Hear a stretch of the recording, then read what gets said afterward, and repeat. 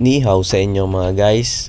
Bali, panggabi tayo ngayon mga guys. Samahan nyo ako at ipapakita ko sa inyo yung ganap kung paano yung pagpasok ko sa trabaho dito sa Taiwan. Medyo natagalan nga tayo sa upload mga guys. Gawa nga nung sa nakaraang buwan nagkaroon tayo ng OT-OT. Medyo napasabak tayo ng overtime guys. Kaya pagdating natin galing trabaho, magpapahinga lang at matutulog na agad. Hindi mo nga namamalayan yung panahon dito sa abroad guys. Hindi ko ba alam bakit sobrang bilis ng araw dito. Ang buhay ng factory worker dito sa Taiwan ay para kang cellphone ba.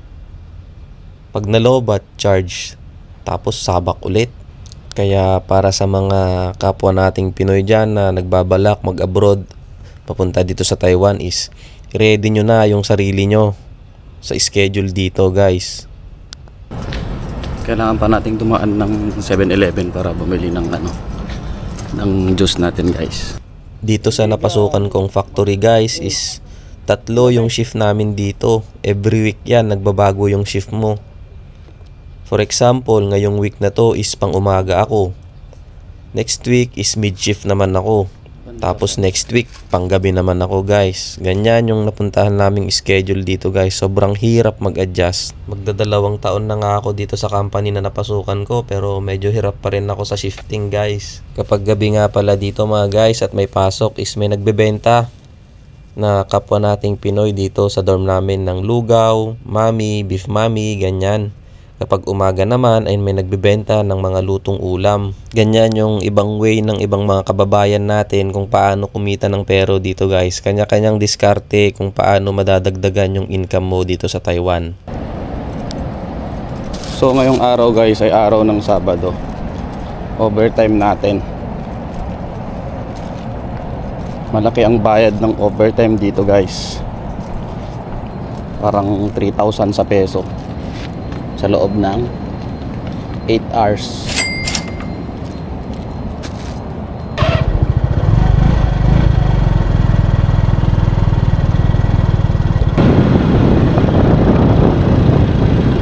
Masarap pumasok ng Sabado dito lalo pag 12 hours.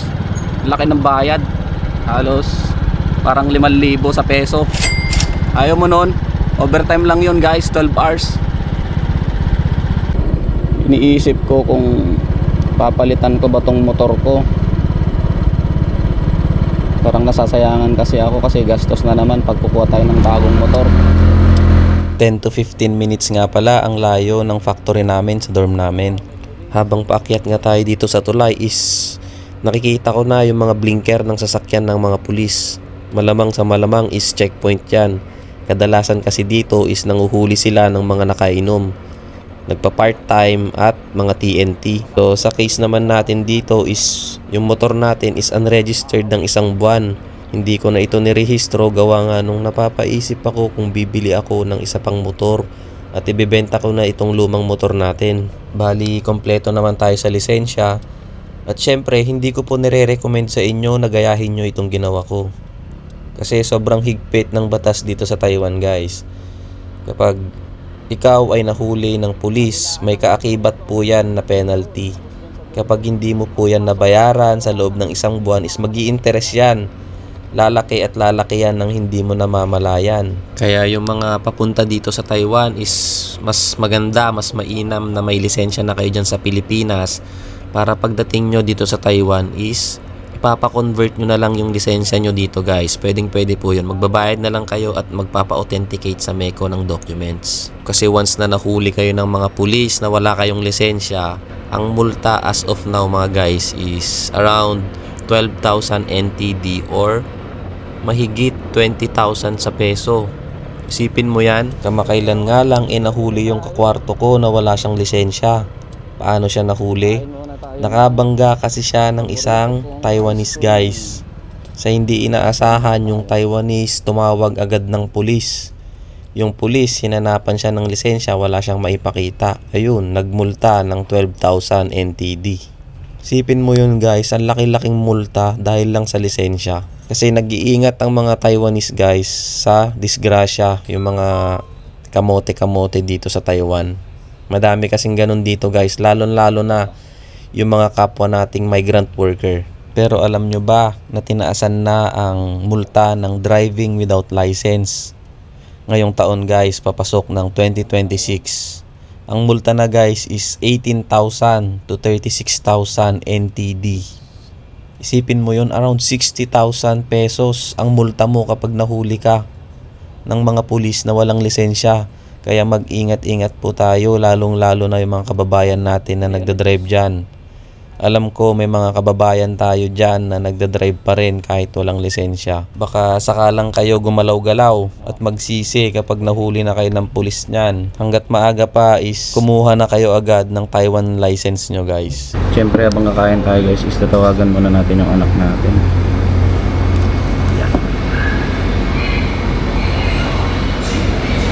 Ethan, may anak. Yung asawa ko kasi sa trabaho. Tayo. Shower ka na? Shower ka na mamaya. Naantok ka na anak ko.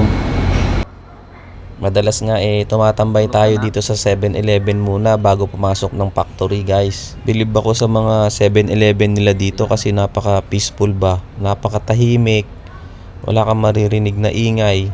Kung may maingay man dyan, mga kapwa nating Pinoy din lang. Medyo binilisan ko na yung pagkain natin ng ice cream dito at na-enjoy na natin. Kailangan na kasi nating pumasok at nauunahan kasi tayo dun sa parkingan natin na malapit sa gate. Sa loob nga ng sabihin na nating magdadalawang taon na ako dito sa Taiwan, ganito nga yung nagiging routine ko bago ako pumasok ng trabaho. Tinatawagan ko muna yung anak ko, tinatanong ko kung kumain na ba siya, nag-vitamins na ba, at nag-shower na ba at nagpalit na ng pantulog kasi nga maaga pa siya bukas at may pasok pa. Magkaiba kasi kami ng schedule ng asawa ko. Pagpasok ko naman ng trabaho, sa kanya man niya break time. At doon sa kanya tinatawagan naman yung anak namin at siya na yung magpapatulog sa bata. Literal nga na mahirap dito sa abroad. Magkasama nga kami ng asawa ko dito pero parang LDR din kami. Kasi magkaiba kami ng company, magkaiba kami ng schedule. Saka lang kami nagkikita kapag day off ko ng Sabado, day off niya ng Sabado, ganun. Minsan kasi kapag nag-iba yung shift ko is pagod din ako sa trabaho kaya mas pipiliin ko na lang maglaba at magpahinga muna. Sa susunod na week, doon kami magkikita. Wala naman tayong magagawa kung ganun yung setup na napasukan natin dito sa Taiwan. Ang isipin na lang natin is para ito sa kinabukasan ng ating pamilya at mga mahal sa buhay. At syempre, lalong-lalo na sa kinabukasan ng ating anak. Ang masarap dito sa abroad at pagiging isang OFW ay nabibigay mo at napro-provide mo yung mga pangangailangan na dati ay, 'di ba? Yung trabaho sa Pilipinas, sobrang liit ng sahod. Kahit may mga natapos naman kayo sa buhay, may natapos na pinag-aralan, 'di ba? Iba pa rin talaga yung mga pinanganak ng mayaman sa bansa nating sa Pilipinas. Kumpara sa mga katulad namin na may mga pangarap pero parang ang hirap abutin kapag nasa Pilipinas ka lang. Kaya kailangan is magsakripisyo papunta sa ibang bansa para sa ikakaginhawa ng buhay balang araw. So yun guys, kailangan muna natin pumasok. Bali, kita-kita tayo mamayang umaga at ipapakita ko sa inyo yung kung paano naman ang pauwi papunta sa dorm.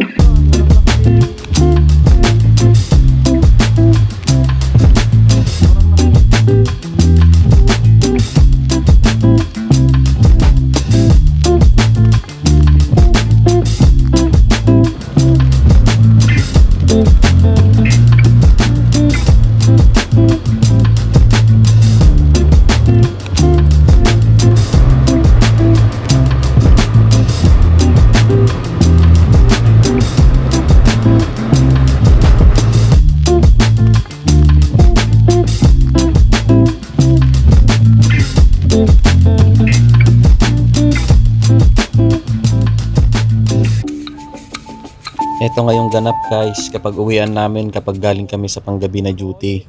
Halos lahat kami dito kung mapapansin nyo ay nakamotor kaming lahat. Sa layo nga ng dorm namin tsaka sa factory kailangan mo talagang bumili ng motor dito. Ikaw na nga lang mamimili kung yung bibilin mong motor ay pang budget meal ba or yung may kamahalan din. Kung nagtitipid ka at kung gusto mong makaipon agad yung budget meal ang bibilin mo mga guys. Nagkakalaga lang yon ng 5,000 hanggang 10,000 NTD. Pero kung yung mga mamahaling motor katulad ng 150cc ay nagkakalaga yon ng 30 pataas mga guys. 30,000 NTD hanggang 80,000 NTD ang bayad ng mga motor dito. Halos lahat nga ng mga kabatch ko na single dito sa Taiwan nasa 150cc yung mga motor nila. Alam nyo na single, yung mga sarili lang nila binubuhay nila at saka konting padala lang sa Pilipinas okay na. Samantalang kaming may mga pamilya kailangan namin magtipid. Kaya pinag-iisipan kong mabuti kung kukuha ba tayo ng bagong motor mga guys. Total, andito naman na si Mrs. kasama natin dito sa Taiwan. Kung sa bagay nagamit naman na natin ng halos 1 taon tong motor natin guys. At lalong lalo paparating na naman itong winter. Sobrang hirap kasi paandarin ng motor natin kapag winter season dito sa Taiwan. Na-amaze nga ako sa mga motor dito sa Taiwan. Ang liliit tapos sobrang luma na tignan pero pag pinatakbo mo siya mga guys is talagang solid. Hindi ko nga akalain na itong motor natin isaabutin sa akin ng 1 taon. Take note guys ha, never pa akong siniraan nito sa daan. Pero guys, sana pala rin tayo at pumaldo pa sa OT-OT para may pangkuha tayo ng bagong motor natin sa susunod na buwan. Yun, andito na nga tayo sa dorm guys at sa puntong ito nakakuha na tayo ng kanin sa loob ng factory. Bali hindi na tayo kumuha ng ulam at bibili na lang tayo dyan sa labas. Meron kasing mga nagbibenta dyan ngayon lalo pag umaga, mga lutong Pinoy ba. Ang potahe nila ngayon ay sisig. No choice tayo guys, medyo mataba yung sisig nila dito. Parang kakaiba ba? Hindi parehas sa lutong Ilocano yung sisig nila. Iba pa rin talaga pag ikaw yung nagluto talaga. Shoutout nga pala natin yung mga patuloy na sumusuporta sa atin dyan. Pag may katanungan kayo kung paano mag-apply dito sa Taiwan is pwede kayong mag-comment dyan sa baba mga guys. Para kung sakaling may mga problema kayo sa inyong documents or application is pwede ko kayong tulungan sa comment section. Tawan sa amat.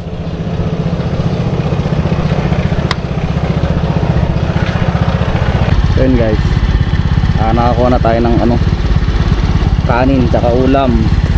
Libreng kanin yan guys dito sa factory namin.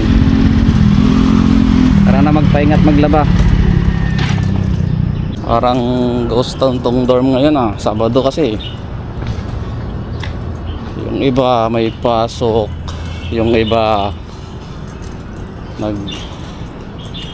namasyal, naglakwatsa, yung iba nag part time, yung iba ng babae. Ay, legit yun guys dito sa Taiwan. Sa susunod na video pala natin guys is sasabihin ko yung ibang ibang diskarte ng ibang Pinoy dito para kumita ng pera. Dito na tayo sa dorm. Pakainit. Sa wakas. Yun. Init. Nag-aircon.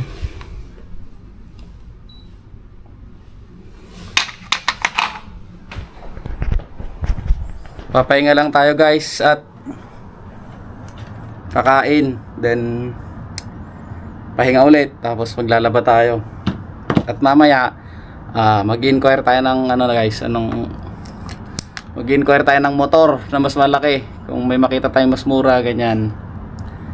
Let's see, tignan natin yung budget natin. Tapos dadaan tayo sa isang sideline, titingin tayo ng laptop mamaya. Second hand na laptop guys. Pero bago-bago pa, parang yung gamit ko, pinang-edit ko ngayon.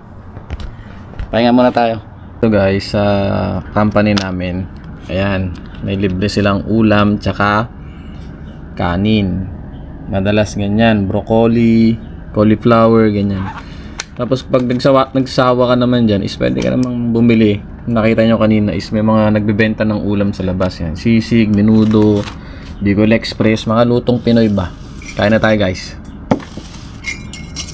Ang benta nila sa ganyan is 50 NT. Parang 100 pesos. Diba? Kumikitang kabuhayan. mga kapwa nating Pinoy dito. Ay, yung nagbebenta pala nun is ano, yung broker nating Pinoy. Yung iba naman is outside, mga nagluluto sa labas. Kain na tayo guys. Maglalaba pa tayo mamaya. Ayos.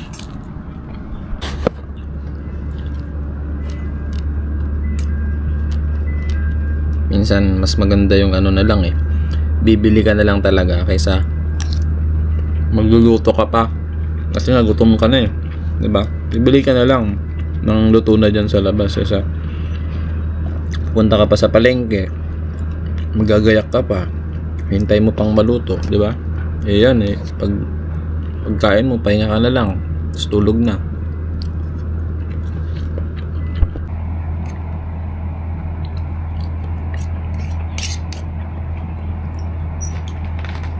Tikman nga natin yung sisig nila. Ito yung sisig nila guys. Oh.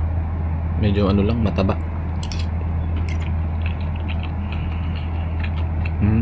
Okay na din.